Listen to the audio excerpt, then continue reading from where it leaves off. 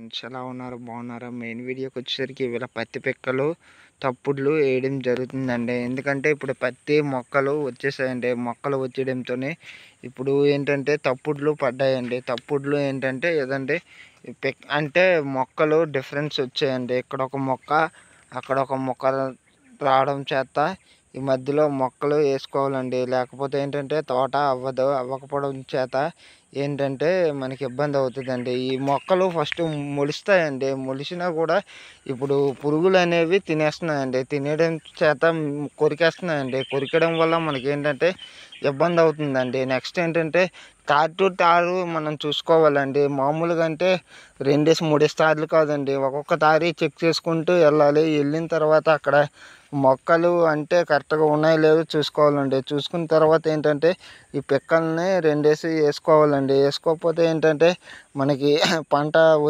అంటే పంట ఒత్తుగా ఉండదండి.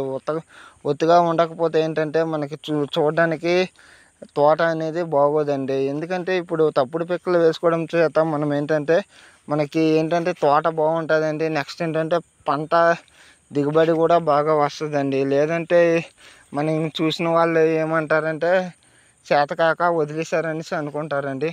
ఈ వీడియో నచ్చితే లైక్ చేయండి, షేర్ చేయండి. ఇటువంటి వీడియోస్ కావాలంటే ఫార్మర్ బాయ్ ఛానల్ని సబ్స్క్రైబ్ చేయండి. Okay bye.